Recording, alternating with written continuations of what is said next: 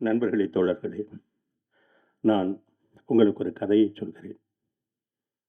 1922 கோயமுத்தூர் மாநகரம்.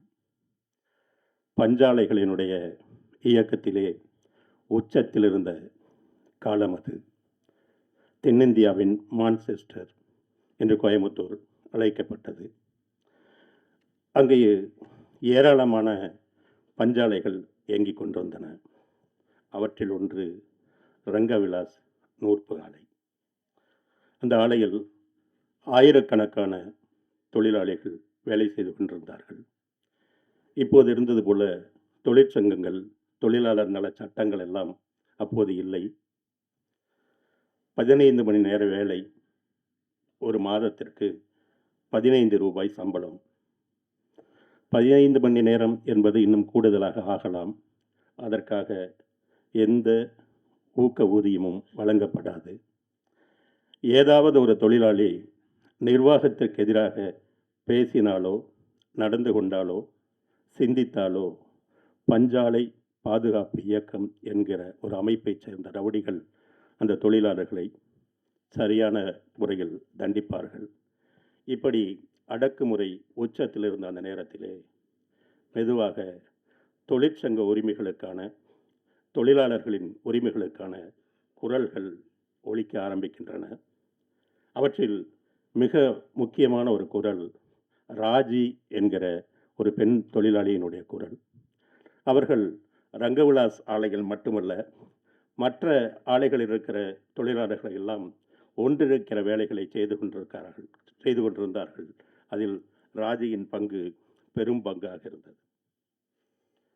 எப்படியாவது இந்த குரலை, தொழிலாளர் ஆதரவுக்கான உரிமை குரலை ஆரம்பத்திலேயே அடக்கிவிட வேண்டும் என்று பஞ்சாலை முதலாளிகள் முடிவெடுத்தார்கள். ஒரு நாள் தொழிற்சாலையினுடைய வேலை முடிந்து ராஜி போய்கொண்டிருந்த போது, இந்த முதலாளிகளுடைய கைக்கூலியாக இருந்த பொன்னான் என்கிற ஒரு நபரை வைத்து ராஜியை தூக்கிச் சென்று ஒரு சோள கொல்லைகளை வைத்து வன்புணர்வு செய்து அவரை கொலை செய்து விட்டார்கள். இந்த செய்தி தொழிலாளர்கள் மத்தியிலே பரவியது. அப்போது தொழிற்சங்கத்தில் முக்கியமான ஒரு பொறுப்பில் இருந்த ராமையன், ரங்கண்ணன், வெங்கடாச்சலம், சின்னையன் என்கிற 4 பேர் அந்த பொன்னானை பிடித்து அடித்து உதைத்தார்கள். அவர்களோடு மற்ற பெண் தொழிலாளர்களும் சேர்ந்து கொண்டார்கள். அவர்கள் கொடுத்த அடியில் பொன்னான் அந்த சம்பவ இடத்திலேயே இறந்து போனான். அதற்கு பிறகு இந்த 4 பேரையும் கைது செய்தது காவல்துறை. அப்போது சிங்கானூரினுடைய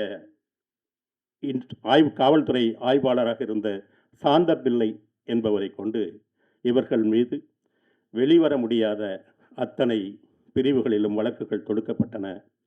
கோவை நீதிமன்றம் அந்த 4 பேருக்கும், ராமையன், ரங்கண்ணன், வெங்கடாச்சலம், சின்னையன் என்கிற அந்த 4 தொழிலாளர் தோழர்களுக்கு மரண தண்டனை விதித்தது. கம்யூனிஸ்ட் கட்சியும் தொழிற்சங்கமும் அந்த வழக்கை முடிய விடவில்லை. அவர்கள் மேல்முறையீட்டிற்காக கொண்டு சென்றார்கள். சென்னையிலும் அந்த மரண தண்டனை உறுதிப்படுத்தப்பட்டது. டெல்லியிலும் அந்த தண்டனை உறுதிப்படுத்தப்பட்டது. நண்பர்களே, அது வெள்ளையர்கள் ஆண்ட காலம். இந்த வழக்கை கம்யூனிஸ்ட் கட்சி லண்டனில் உள்ள சட்ட கவுன்சிலுக்கு எடுத்து சென்றது. அங்கேயும் அந்த மரண தண்டனை உறுதிப்படுத்தப்பட்டது. எல்லா மட்டங்களிலும் தோல்வியுற்ற பிறகு வேறு வழியில்லாமல் அந்த வழக்கு மரண தண்டனை என்கிற நிலையிலே நின்றது. அப்போது தொழிற்சங்கத்தினுடைய தலைவர்களாக இருந்த ஜோசி, ரமணி போன்ற தோழர்கள் எல்லாம் இந்த 4 தோழர்களை பார்த்து ஆறுதல் கூறினார்கள். ஆறுதல் கூறச் சென்றவர்களுக்கு அழுகி வந்தது. ஆனால் மரண தண்டனை ஏற்றுக்கொண்ட தோழர்கள் உறுதியாக இருந்தார்கள். எங்களை வழிநடத்துகிற, எங்களை போன்றவர்களை வழிநடத்துகிற தலைவர்கள், நீங்கள் அழக்கூடாது, இன்குலாப் ஜிந்தாபாத் என்று முழங்கினார்கள் அந்த 4 பேரும். நண்பர்களே, 1948ஆம் ஆண்டு ஜனவரி 8ஆம் தேதி அந்த 4 தோழர்களும் தூக்கிலிடப்பட்டார்கள். அப்போது அவர்கள் சொன்னார்கள், இந்த மரண தண்டனையை ஏற்றுக்கொள்வதற்கு எங்களுக்கு துளியும் பயம் இல்லை. நாங்கள் தொழிலாளர்களுக்காக நின்றோம். எங்கள் வாழ்க்கை நாங்கள் விட்டுச் செல்கிற செய்தி தொழிலாளர் இயக்கத்தை ஒன்று சேர்க்க வேண்டும் என்பது மட்டும்தான் எங்கள் நோக்கமாக இருக்கிறது. இன்குலாப் ஜிந்தாபாத்.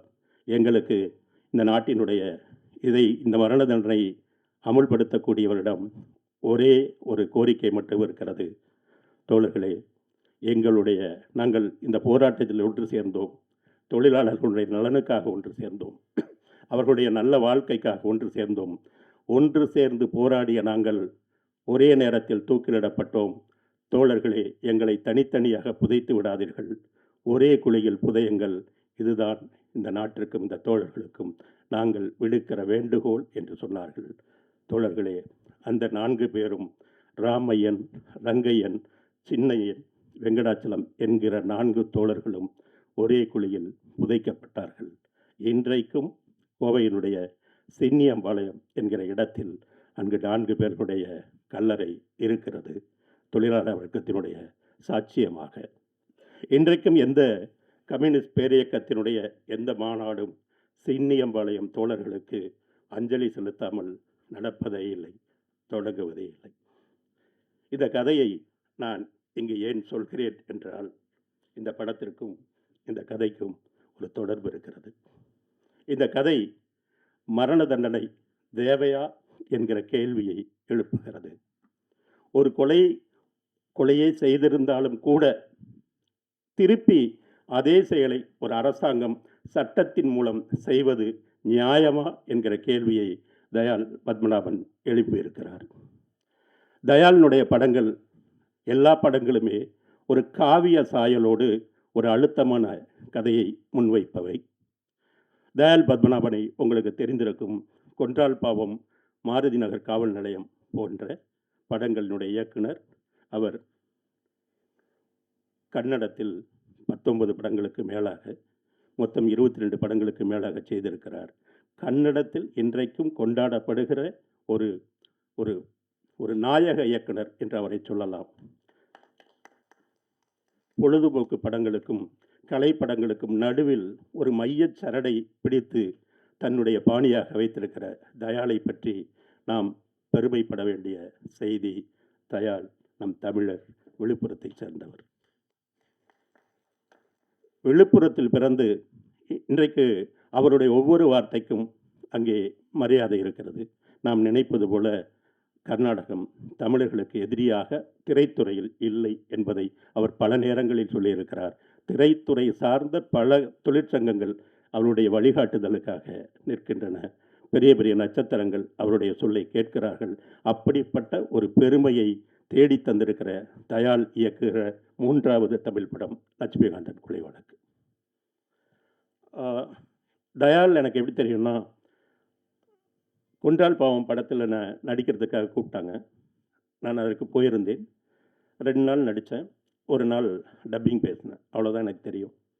அவரோடு எனக்குள்ள உறவு அவ்வளோதான். அவர் படங்களோடு எனக்கு நிறைய உறவு இருக்கிறது. திடீரென அவரிடமிருந்து ஒரு நாள் ஒரு தொலைபேசி அழைப்பு வந்தது. சந்திக்க வேண்டும் என்றார். போனேன், சந்தித்தோம்.